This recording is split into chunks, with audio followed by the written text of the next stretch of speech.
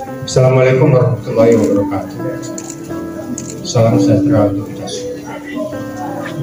Senang sekali diminta untuk memberikan orasi kebudayaan pada pameran tunggal seni rupa Fabiola Natasha atas pencarian dan makna kehidupan sebagai manusia.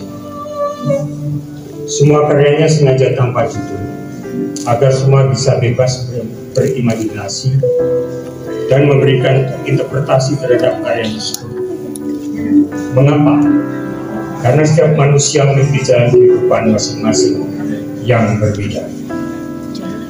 Perjalanan hidup adalah perjalanan budaya. Perjalanan budaya sebagai peristiwa budaya menggambarkan perjalanan merupakan pencarian harga diri dan bercampur diri. Odysseus merupakan salah satu simbol perjalanan budaya yang menemukan terra incognita. Perang Troya telah selesai. Gemuruh pertempuran berganti dengan sunyinya banteng yang rindu akan kampung halaman. Demikianlah sebuah cerita dalam mitologi Yunani. Di belakangnya, Perang Troya telah dilewati. Odysseus tidak begitu tertarik pada rebutan harta dan pesta pora kemenangan. Semua itu telah ia kenal. Mata batinnya ke wilayah yang belum ia kenal, ke terra incognita yang seakan-akan menantang dirinya. Benarkah ia berani menghadapinya? Last but not least, setelah mengalami berbagai derita, sampailah ia kembali ke istananya. Ini Odysseus dari Ithaka, manusia yang sanggup menghadapi kau, hai Sri, hai Saiter. Ini semua yang berani menghadapi terra incognita, menemukan manusia dan kemanusiaan. Membicarakan strategi kebudayaan, seharusnya kita sendiri yang sanggup mengarahkan, mengembangkan, dan menciptakan kembali secara baru, menyumbangkan nilai-nilai dalam bentuk tingkah laku yang barangkali tidak dikenal atau bahkan ditolak dalam warisan budaya yang semula kita terima. Berbicara tentang strategi kebudayaan berarti menegakkan diri kita sebagai agen kebudayaan, bukan hanya sebagai penerima warisan atau resipi budaya saja, tetapi sekaligus pecinta warisan baru dalam kebudayaan di mana kita hidup. Secara singkat, kalau kebudayaan sebagai warisan cenderung bersifat normatif, maka kebudayaan sebagai strategi haruslah bersifat kreatif. Tanpa kemampuan untuk melakukan kreativitas, kecenderungan kita terhadap perubahan kebudayaan akan menghasilkan involusi kebudayaan. Involusi kebudayaan akan mengakibatkan meningkatnya usaha untuk mempertahankan salah satu dari kebudayaan itu, sementara segi yang lain sudah berubah. Involusi kebudayaan pada dasarnya adalah kemandekan kebudayaan, kelumpuhan kebudayaan, atau pembusukan kebudayaan. Dan orang yang mengalami involusi kebudayaan adalah orang yang hanya akan memuja kebudayaan secara estetik dan tidak mampu melihatnya sebagai bagian dari kerja progresif. Dengan bersepakat bahwa kita adalah agen kebudayaan, bukan saja sebagai pewaris kebudayaan, seharusnya kita yang menciptakan kebudayaan itu, setidak-tidaknya mengarahkan dan mengembangkannya. Meskipun yang diarahkan, dikembangkan, dan diciptakan bertentangan dengan budaya lama, itulah konsekuensinya. Nenek moyang kita adalah agen-agen kebudayaan sangat hebat. Salah satu indikator untuk mengukur kreativitas peradaban suatu bangsa atau etnis adalah kekayaan kosakata dan bahasanya.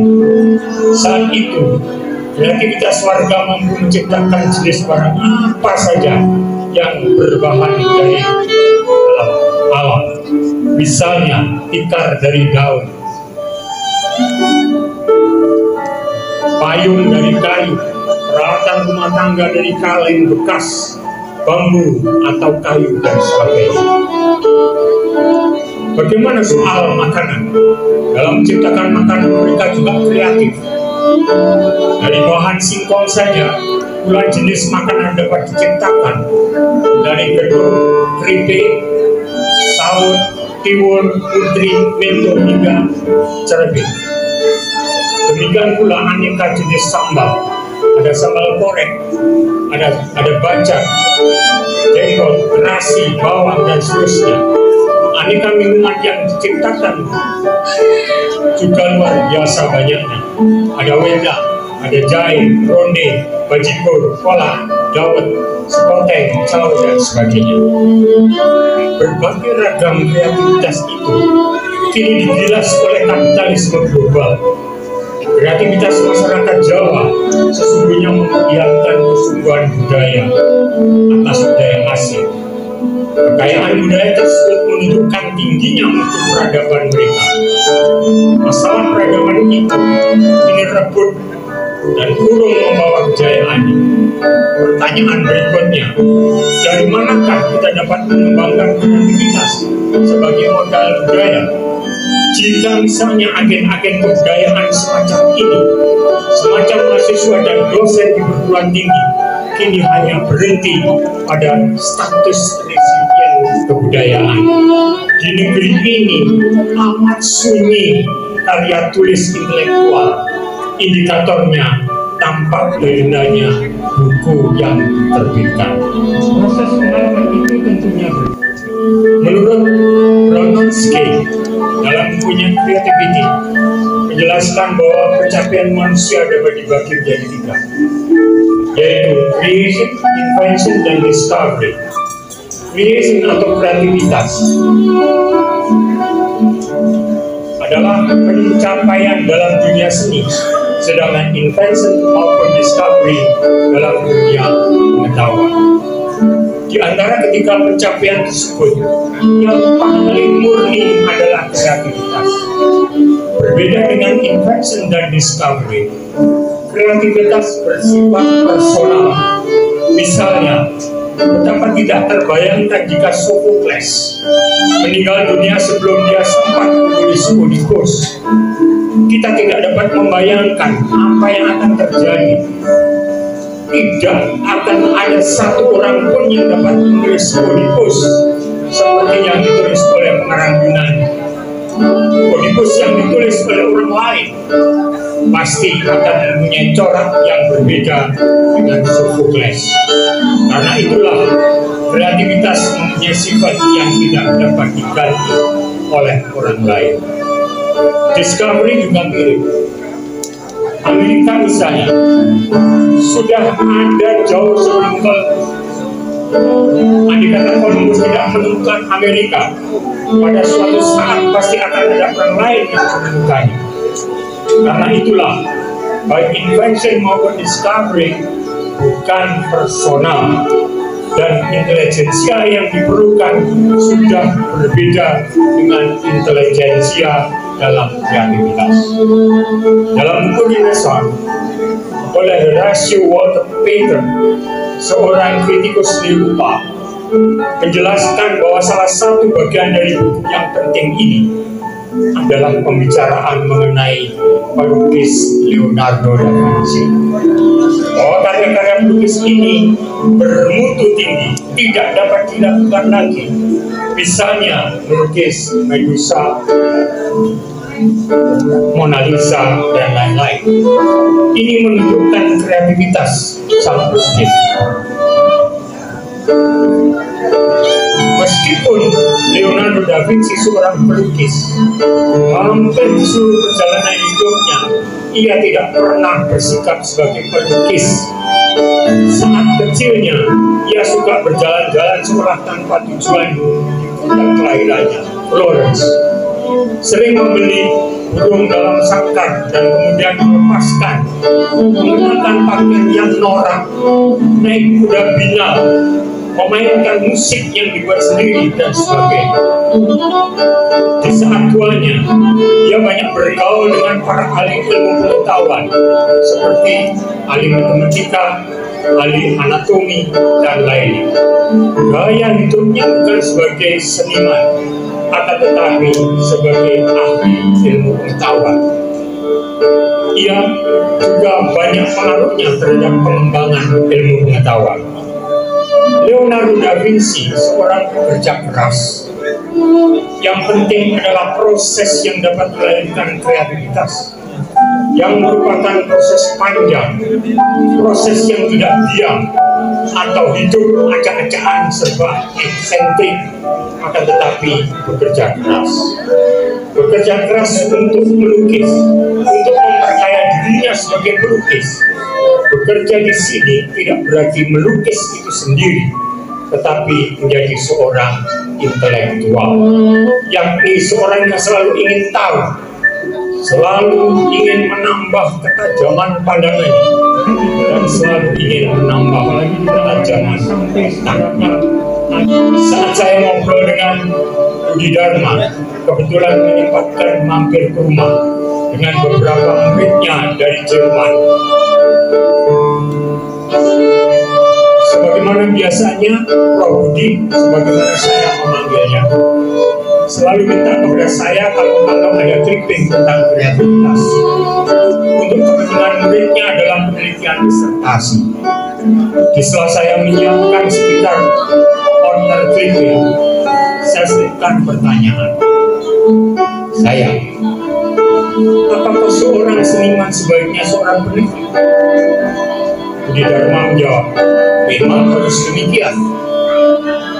Apakah harus lebih dari itu?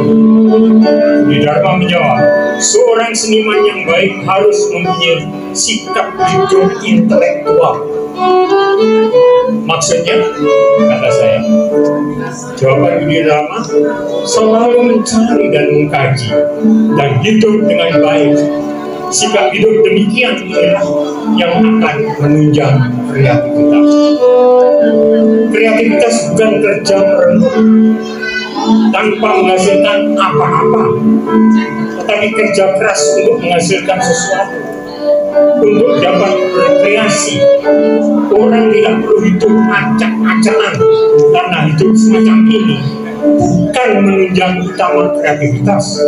Karena itulah mereka mentertawakan seniman yang kerjanya hanya menjadi parasit, lontang-lantung, dan omong besar, sedangkan karyanya hanya nol besar.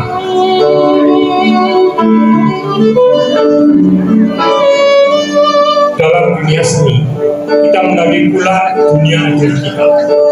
Dengan segala hiruk-pikuk dunia luar, dengan kemajuan teknologi, artificial intelligence, dan sebagainya, justru membebani kita dengan berbagai pengalaman. Terra incognita di atas menjadi pengalaman individu. Sebab bagaimanapun juga kita dibentuk oleh pengalaman, dan dalam proses perjalanan tersebut kita berusaha mengerti akan arti perjalanan itu dan memberi bentuk dalam pola harga diri. Pengalaman yang ada pada diri kita berbaur dengan pengalaman baru yang datang sebagai gelombang dari luar. Di luar ruang lingkup budaya kita merupakan suatu mozaik yang demikian beragam. Benturan pengalaman lokal dengan gelombang yang datang dari luar tersebut bisa menimbulkan confusion dan stagnation.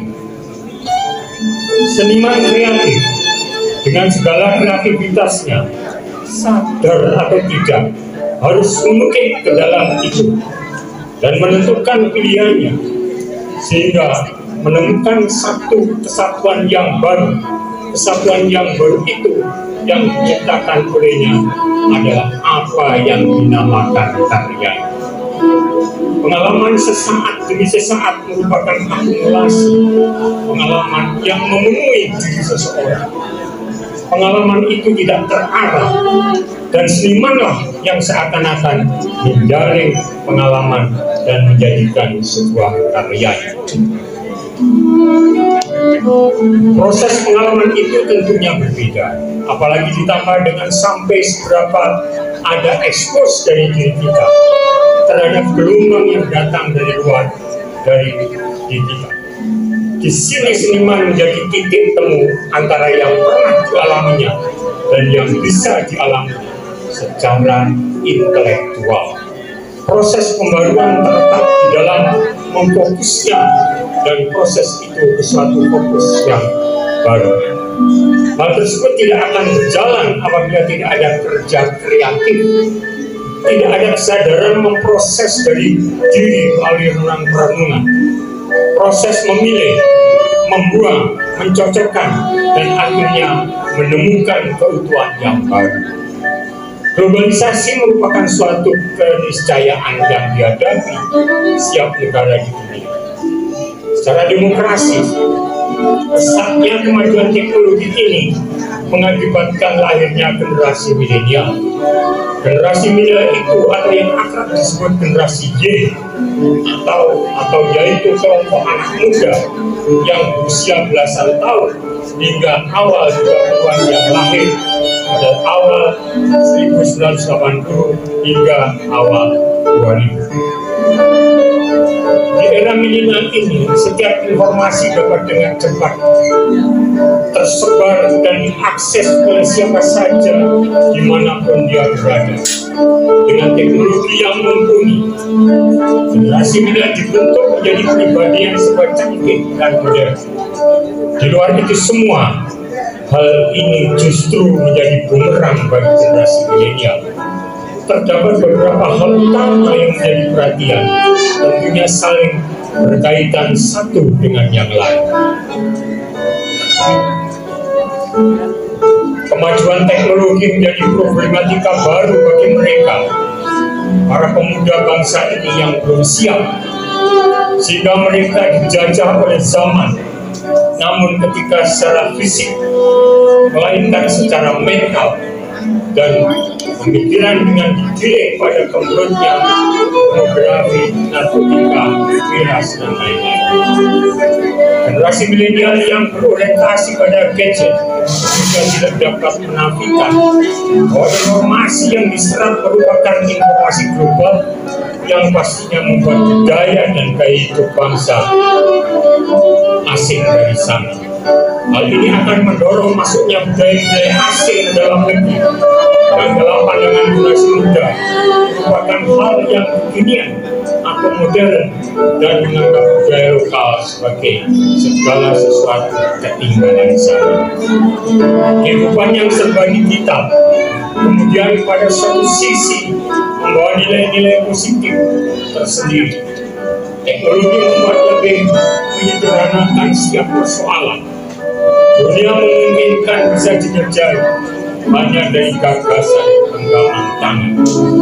Hal-hal kecil, detail, dan spesifik yang dahulu akan sulit terjangkau dengan teknologi ini bisa didapatkan selengkap mungkin informasinya hanya melalui Google Search.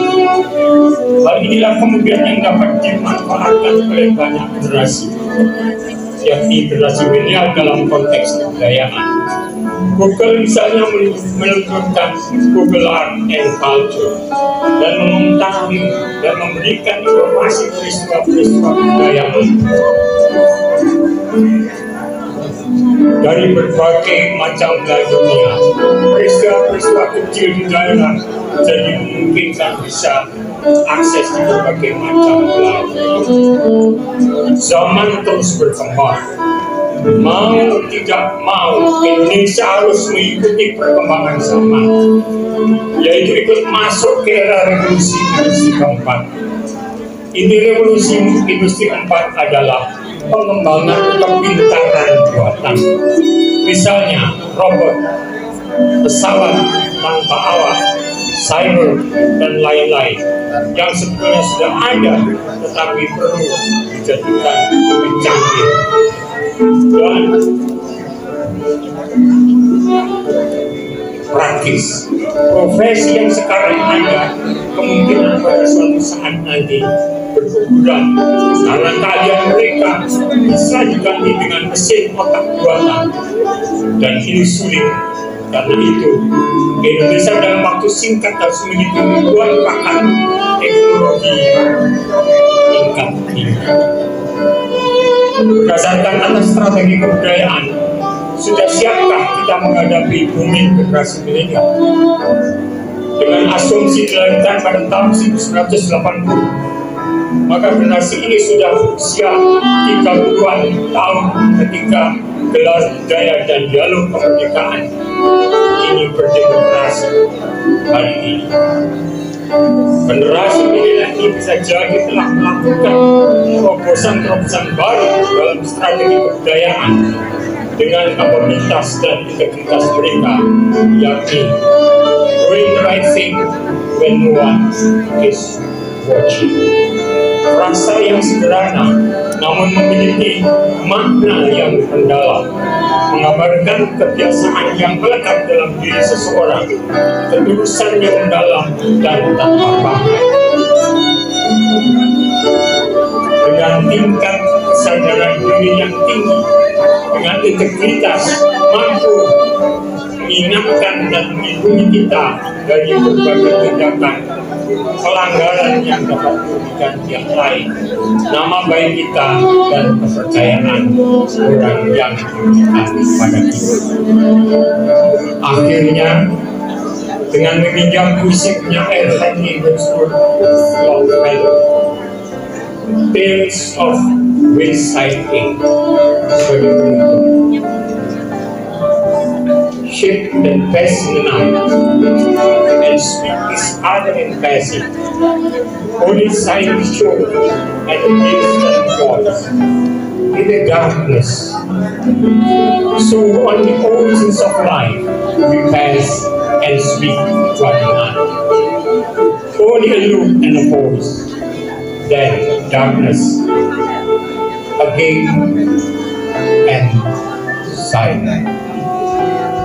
Assalamualaikum warahmatullahi wabarakatuh.